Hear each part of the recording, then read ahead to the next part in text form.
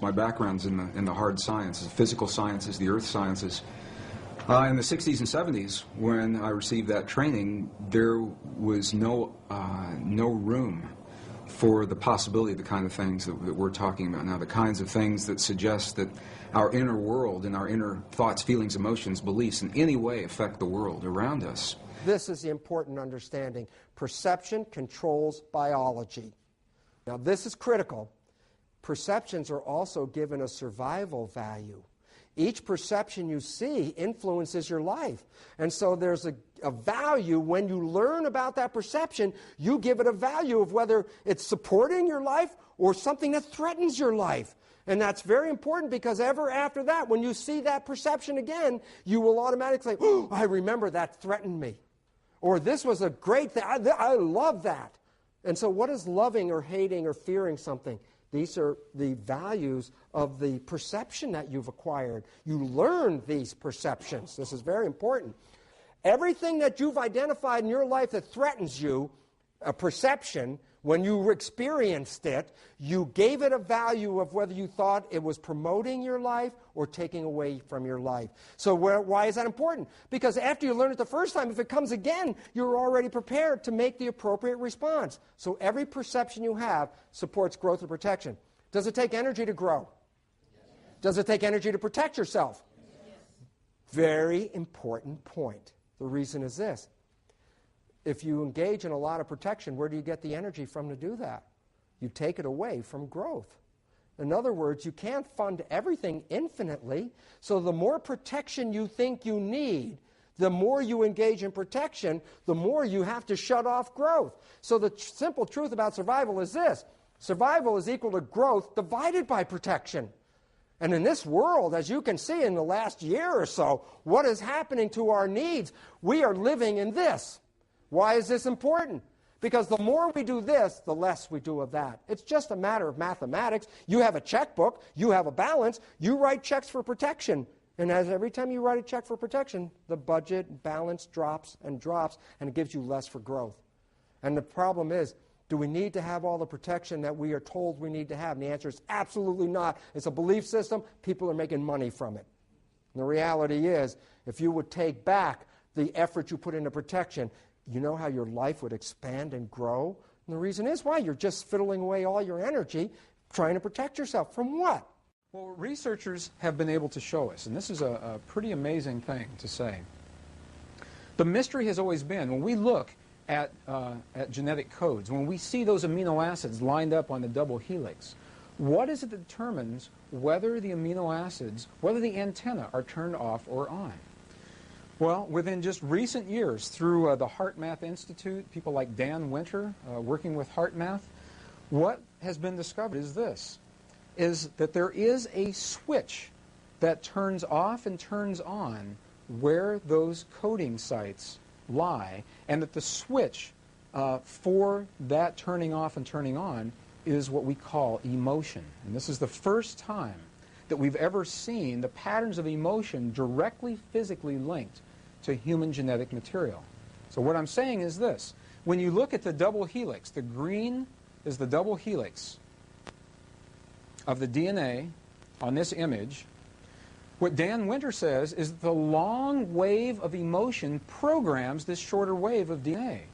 So emotion, the long wave, the long red wave of emotion, wherever this wave of emotion touches, where it crosses this double helix, is what determines where the site is that that code will either be turned off or turned on. If we're going to have an antenna at this site, it will only be turned on if the wave of emotion crosses this, this double helix.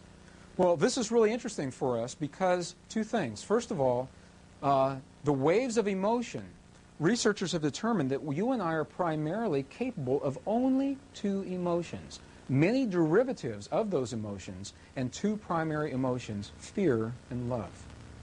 Fear and love. Well, fear is a long, slow wave of emotion. So this wave of fear is a long, slow wave and touches relatively few sites on this DNA. So an individual living in fear is limited to the number of antennae that they have available to them, whereas an individual living in the pattern of love, this is love in DNA. You can see it's a higher frequency, shorter wavelength. We have many more potential sites for coding along that genetic pattern. This information, this is amazing. This is the first time we've ever had a hard digital link between emotion and genetics. And what we're saying is this, that the way you interpret and perceive emotion in your lives directly, linearly affects and determines how your body responds genetically.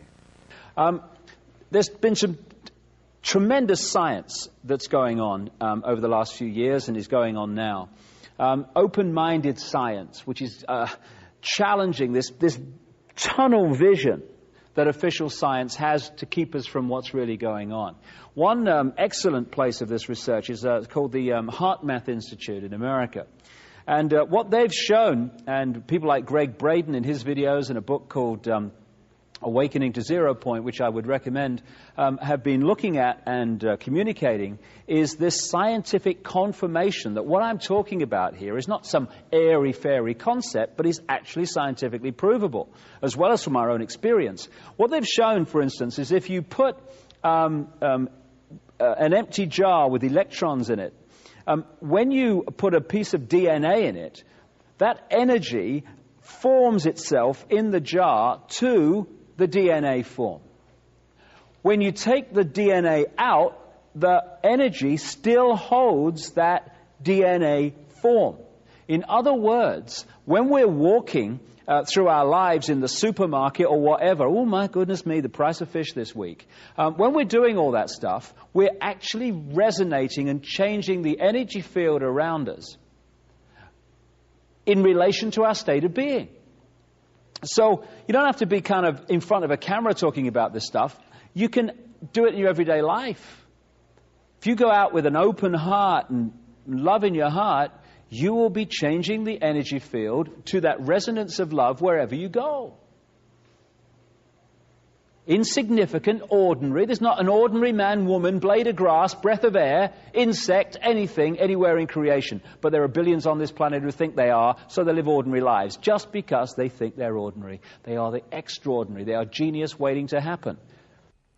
So, we got down to the nitty-gritty now. And it goes like this. Perception. Perception. Awareness of the elements of the environment through physical sensation. What's the switch that controls your biology? Perception.